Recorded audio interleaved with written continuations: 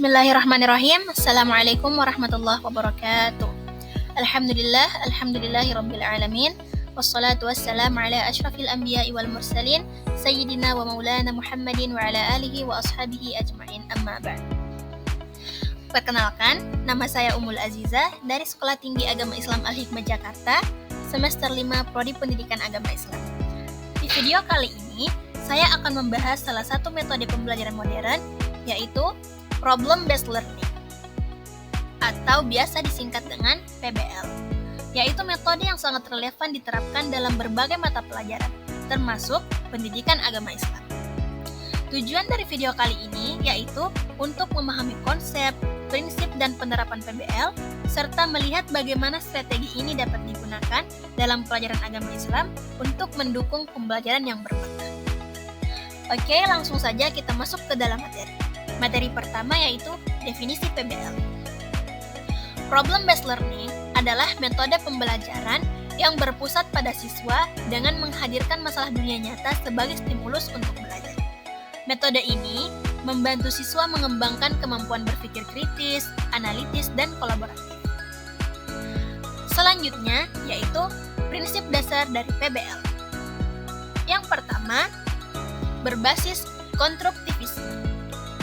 Dalam teori konstruktivisme, pembelajaran terjadi melalui pengalaman langsung. PBL memungkinkan siswa untuk membangun pengetahuannya sendiri dengan menghadapi masalah nyata. Contoh, ketika siswa diberi kasus tentang zakat, mereka akan menganalisis, mencari jawaban, dan belajar dari proses tersebut, bukan hanya menerima jawaban dari guru. Prinsip dasar yang kedua yaitu masalah sebagai pemicu belajar. Pembelajaran dimulai dengan menyajikan masalah nyata yang relevan dengan konteks siswa.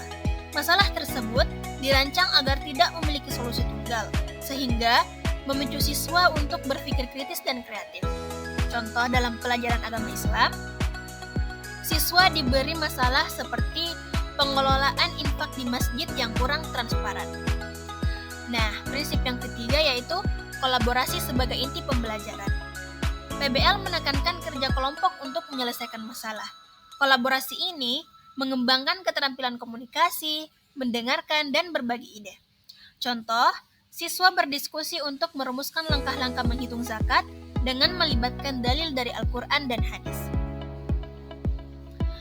Selanjutnya, yaitu langkah-langkah dari penerapan PBL. Yang pertama, identifikasi masalah. Guru menyajikan masalah yang kontekstual, menarik, dan relevan dengan kehidupan siswa.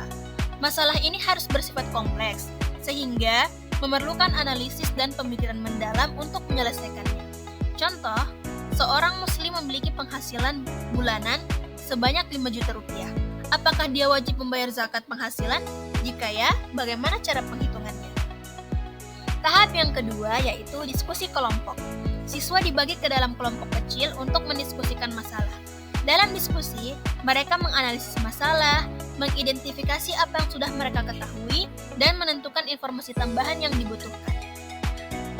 Contohnya, guru memberikan pertanyaan pemandu seperti apa yang dimaksud dengan nisab dan haul, dan bagaimana dalil tentang zakat dalam Al-Quran maupun hadis. Tahap yang ketiga yaitu pencarian informasi. Siswa melakukan penelitian untuk menjawab pertanyaan yang muncul dalam diskusi. Mereka bisa menggunakan dalil Al-Quran dan hadis, buku referensi, internet, atau bertanya langsung kepada guru. Contohnya, siswa mencari Quran Surah At-Taubah ayat 103 untuk memahami kewajiban zakat. Atau bisa juga membaca buku tafsir untuk menjelaskan syarat wajib zakat. Tahap selanjutnya yaitu solusi dan presentasi. Setelah mengumpulkan informasi, siswa menyusun solusi untuk masalah yang diberikan. Solusi tersebut dipresentasikan dalam berbagai bentuk apa saja. Contohnya, diskusi kelas, poster atau infografik, artikel atau video pendek. Contoh, setelah dianalisis, muslim dengan penghasilan 5 juta per bulan wajib membayar zakat bulanan sebesar 2,5%, yaitu Rp125.000. Nah, tahap yang terakhir yaitu refleksi. Guru dan siswa bersama-sama merefleksikan proses pembelajaran. Apa saja yang sudah dipelajari, apa yang bisa dilakukan dengan lebih baik. Refleksi ini bertujuan untuk meningkatkan pemahaman siswa tentang materi sekaligus kemampuan mereka dalam bekerja secara kolaboratif. Contohnya, guru bertanya, apakah hikmah dari memahami zakat? Bagaimana hal ini dapat diterapkan dalam kehidupan sehari-hari? Materi selanjutnya yaitu kelebihan dan kekurangan dari PBL. Kelebihan yang pertama yaitu mengembangkan kemampuan berpikir kritis. Yang kedua, membiasakan siswa bekerja dalam tim. Dan yang ketiga, relevan dengan kehidupan nyata. Adapun kekurangan dari PBL, yang pertama, memerlukan keterampilan guru untuk merancang masalah yang efektif. Dan yang kedua, membutuhkan waktu yang lebih banyak dibandingkan dengan metode konvensional. Selanjutnya, kita masuk ke materi contoh penerapan PBL dalam pelajaran agama Islam. Misalnya di materi tentang zakat, guru memberikan kasus seorang petani memiliki panen padi sebanyak 1 ton. Bagaimanakah cara menghitung zakat yang harus dia keluarkan dan apa saja syarat-syarat zakat yang harus dipenuhi. Kemudian, siswa bekerja dalam kelompok untuk menganalisis kasus tersebut dengan menggunakan dalil Al-Quran dan hadis, mencari informasi tambahan, dan menyusun solusi. Untuk memahami PBL lebih lanjut, saya akan menambahkan contoh penerapan lagi, yaitu dalam materi memahami konsep kada dan qadar. Dan masalah yang diberikan yaitu seorang teman merasa putus asa karena tidak diterima di perguruan tinggi impiannya. Bagaimana Islam mengajarkan untuk memahami takdir dan berusaha bangkit dari kegagalan tersebut?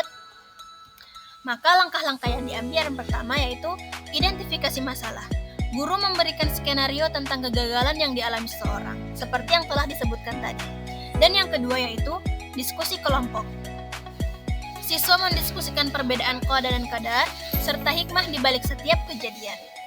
Yang ketiga yaitu pencarian informasi. Siswa mencari dalil seperti Quran Surah Al-Hadid ayat 22-23 dan hadis tentang pentingnya berusaha.